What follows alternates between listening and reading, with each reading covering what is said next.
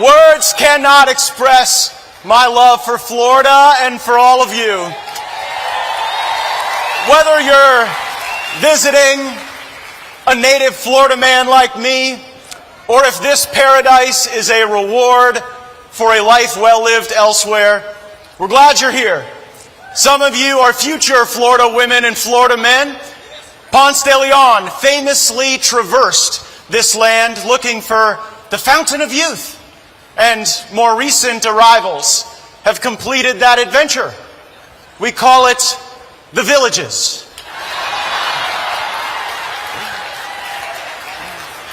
Seminole winds whisper through our river of grass, still home to swamp monsters like gator, bear, even the Florida panther. Though a different breed of cougar does roam the streets of Palm Beach, today our young and bright minds build great companies, share life-changing innovations, and launch our best beyond the stars and into the heavens. In recent years, I've traded far too many days in the swamps of my beloved Florida for the swamp of Washington, D.C. And if you haven't noticed, I've directed a little sunshine into some pretty dark spaces. I don't think I'm going to be on Christopher Wray's Christmas card list, or John Durham's, and maybe not Kevin McCarthy's either. And you know what? That's all right with me. Earlier this year, we put the speaker and the world on notice. No more cheerfully presiding over American decline on our watch.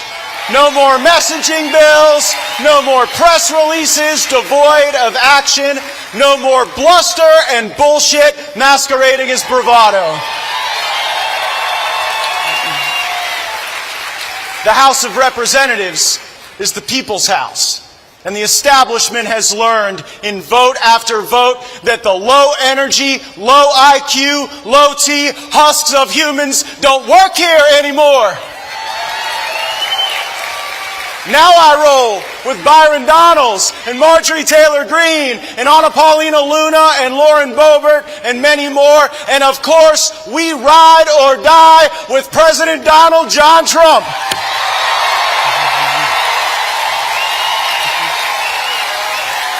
We have a nation, a culture, a people to save, and there is not a second to waste.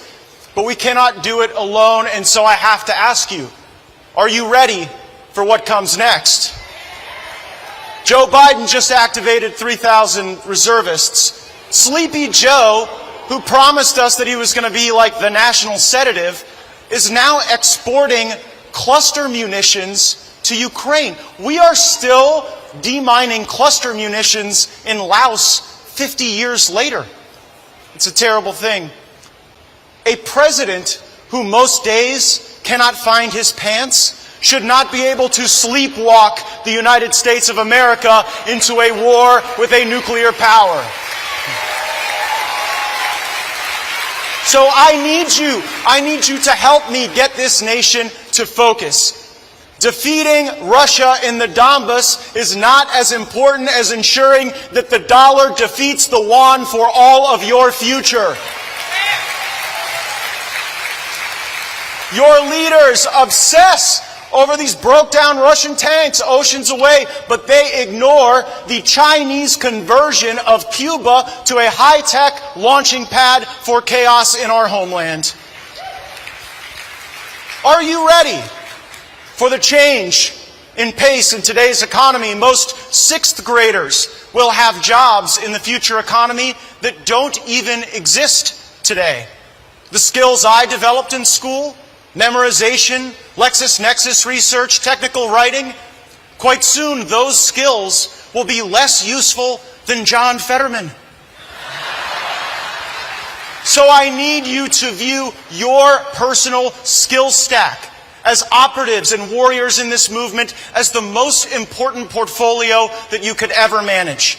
If you aren't an online warrior, become one. If you don't know how to use the most modern communications and election technology, learn it. If you're not ballot harvesting yet, there are people here you can collaborate with who will teach you. Let's get on the balls of our feet. Let's get on the front end of this fight.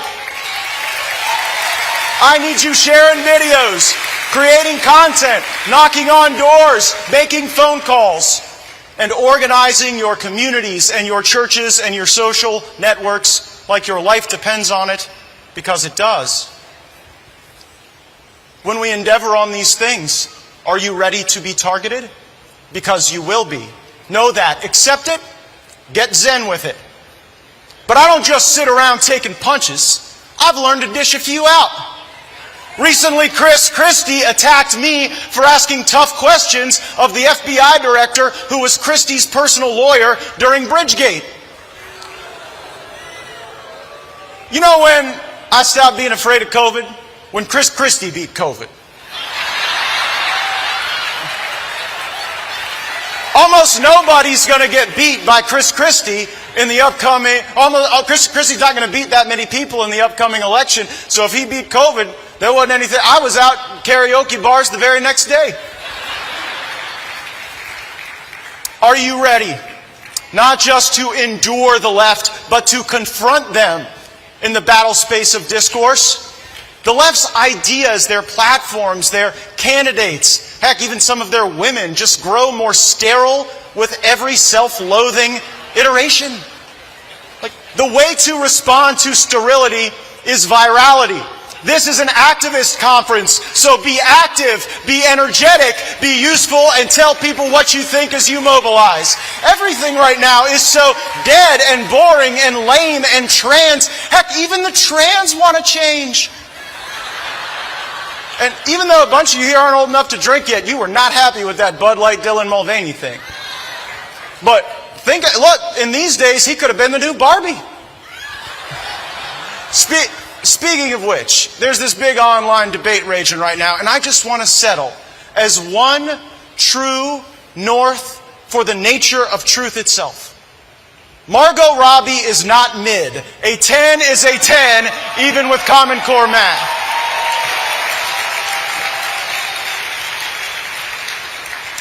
The Bible tells us, be not afraid. I know that part.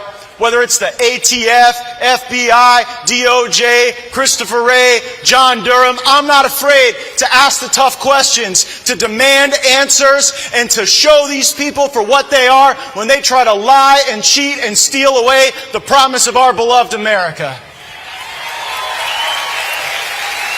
This is not the Lincoln Douglas Debating Society or the Neighborhood Civility Brunch. This is a fight to save the greatest country that has ever existed. And so here is my charge to all of you, to all of my colleagues in the Congress. Join the ranks of the firebrands or get out of our way.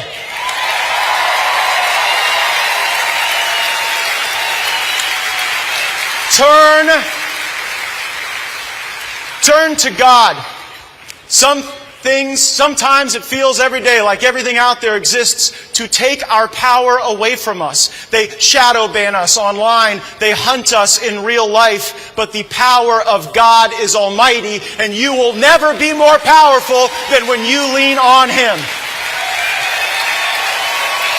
God's love does not halt for the limitations of man, and God's reach does not stop at the schoolhouse gates. In the coming days, I will introduce a national prayer in school law so that in every classroom in America, there will be time for students to pray if they choose.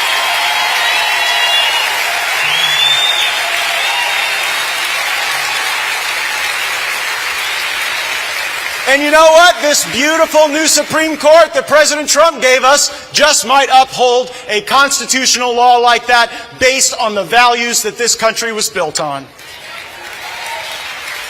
In these fights, we must also turn to each other. We are one family, one movement, one nation, our brother's keeper. Turn to your country proudly with reverence and love. America is the greatest assembly of humanity in history. Don't you ever let some childish athlete or spoiled celebrity or socialist politician ever tell you otherwise. Now, these are abnormal times, my friends. And so I've come to Turning Point to recruit abnormally tough operatives. in this battle for America, and it is a battle for America, not a battle for Crimea, not a battle for some sand dune in Syria or some mire pile in Mogadishu. America first, always and forever.